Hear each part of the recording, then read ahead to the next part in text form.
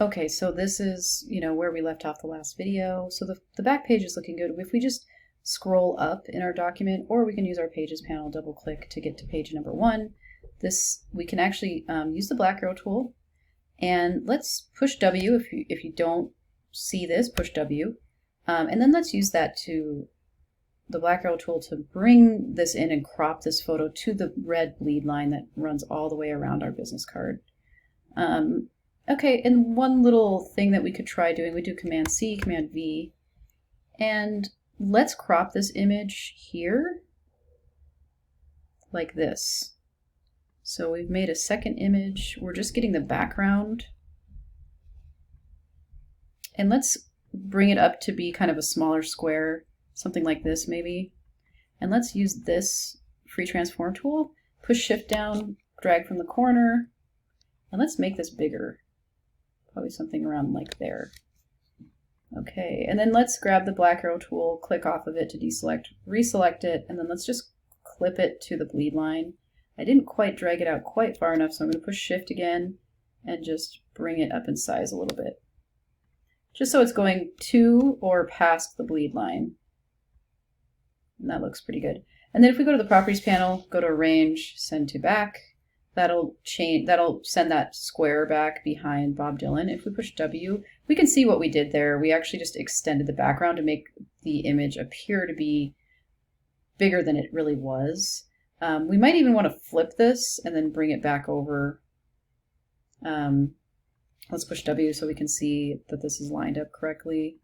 Push W. That might actually help a little bit because the other way actually had a little bit of a seam there. This way it doesn't have as much of a seam at all, and I don't think it's going to show up in our design that we kind of fudged there on our picture. So yeah, that is looking pretty good. That's his business card. It has the slogan, it has the, oh, and we also need to make social media icons. That's the one thing that I still need to go over with you. So if we go to Safari, let's just say that we're looking up Facebook icon. Let's go to images. This is Google Images. Let's go ahead and click on the circle one. Let's control click on this and save image to downloads. So that should go into our downloads folder. I don't know if that actually, that didn't look very good. Some files might be a little buggy. Facebook is a pretty big company and they're pretty good at making it hard to get some of their things. So let's control click on this, do save image to downloads, and see if this one works. Okay, that did work. So let's go into Illustrator once again.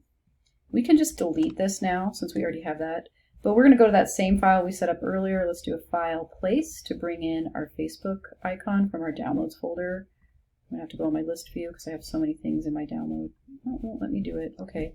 So like I said, Facebook is pretty good at making it hard to grab some of their images, but eventually, let's do open image in a new tab, see if that helps at all. This one's actually quite blurry. I probably shouldn't use that one. Maybe I'll want just the F. Open image in a new tab. Then we'll do a control click on that in the new tab, save image to downloads, and then let's try opening this one or placing this one, and that does work. So I, file place within Illustrator, go to that PNG file that I found that actually would work. Sometimes it takes more than one time to find one that will work. Make sure you're in Window, Workspace, Essentials Classic, and then go to Image Trace, and then Expand. And that makes it vector. If we zoom in on that, you can see all the anchor points now. There is a white background, so let's delete that. Click on that with the white arrow tool, delete that. Grab this with the black arrow tool, do a Command C, and then we'll copy that and we'll paste it in our document, our document here. We're going to bring it into the second page, so make sure you're on page 2. Let's use the free transform tool and pushing shift on our keyboard. Let's size this down. So, and maybe I don't want it to be black. Maybe I want to use the eyedropper tool while this is selected. And I'm going to select a color from here. I'm actually going to use this rust color, I think, from this image. Okay, that's looking good. So that's how you would do your icons, basically. So let's go into this links panel next. I want to show you the links panel. So the links here are the links that are in the documents. Basically any images or logos or anything separate outside of InDesign that you file place into your document will show up in your links panel, and they're referred to as links. And here's the JPEG that we brought in, and here's the other JPEG we brought in. These won't show up because these are traces directly from Illustrator. So that's why they're not showing up in the links panel. They're more or less shapes. But the other ones are considered links. So if we look at these, we can actually expand our links panel. We can see that this is a JPEG. We can see what it's named. We can even see the file path. That's in my downloads folder.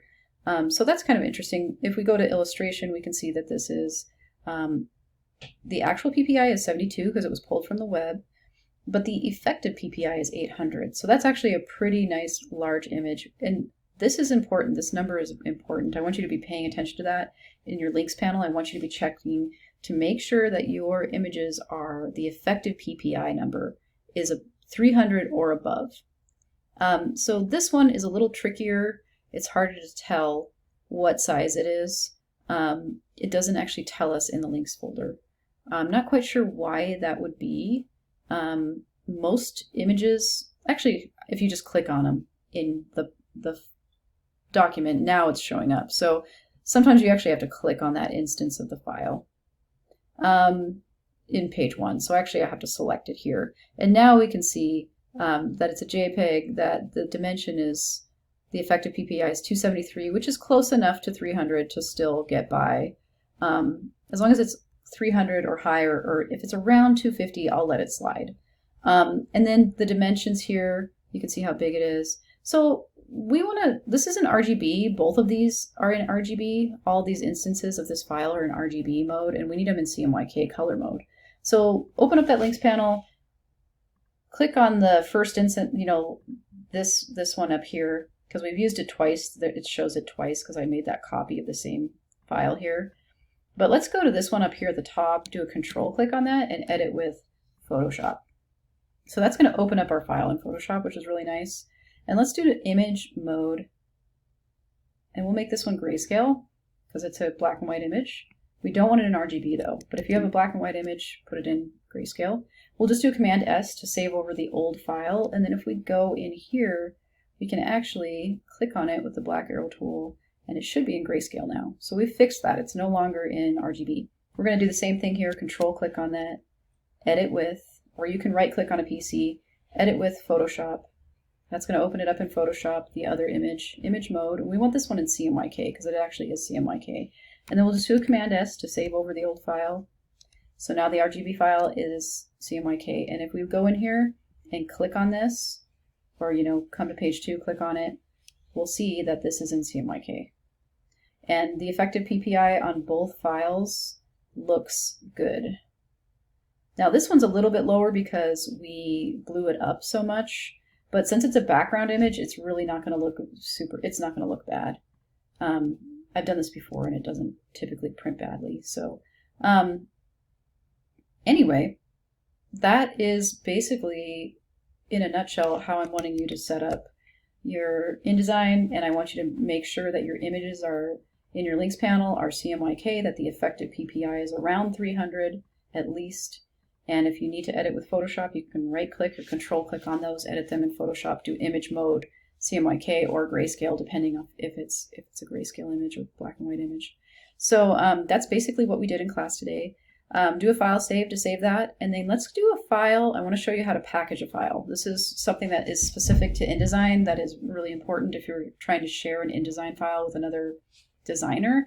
It's basically something that you're going to have to know how to do. So if you do a file, package, pretty much everything from default should be good. So you don't need to go through this left-handed menu. You can just go straight to package that. Just make sure that you're putting it in the correct area. I'm going to rename mine a little different. Just make sure that you put it in the correct folder. So if I go to Documents, I go into Graphic Design 231, InDesign Demo 2. Okay, and then I have it named, with my name. This is a folder name, so we can put spaces in it. You want your fonts, your linked graphics, which are just the links. Keep this checked. We don't need the IDML file, so uncheck that, uncheck this, and uncheck this. You do want the PDF print. Just make sure you go to high quality print and then push package. And then if we go into Finder and actually look at what that made, I'll show you. Graphic Design 231, InDesign Demo 2, and it actually made this here. And typically it will have folder on the end of the name. Yours will probably have folder on it. And that's one way of telling that that's a package folder, is that it has the word folder on it. It'll automatically put that in there. So let's double click in here. We can say it has the InDesign file, which is a native working file out of InDesign. It has a PDF. It has all the links with the 2 links that we have in our document. And it has fonts that we use in our document. So if another designer doesn't have your font, they can double click on that and they can install that on their computer. I already have it on mine. That's why I got this little thing there. But anyway, that's how you share an InDesign file. This PDF is not how I want you to do it. So we are going to export out a PDF as well. And I'm going to show you how to do that with the bleed marks and the crop marks. And this will be, the PDF file would be the file that we would use to print from. So let's do File, Export to get our PDF. Let's go into that same InDesign Demo 2 folder. So I need to go into Documents, Graphic Design 231, where do I put that? Probably further down. InDesign Demo 2, go into my InDesign Demo folder, which is the package folder that was made, and I'm going to replace this PDF. So we want to make sure the format's on Adobe PDF Print, Save. I'm going to replace the PDF that the package made. I'm going to do all pages here under General. We're going to go to the Marks and Bleed section. We're going to click Use Document Bleed Settings, and then we want to click on the crop marks. Everything else should be fine in here, so go ahead and push Export. We can Command S that just to save it. And then let's go into Finder, let's go back, and I'm going to show you what that did.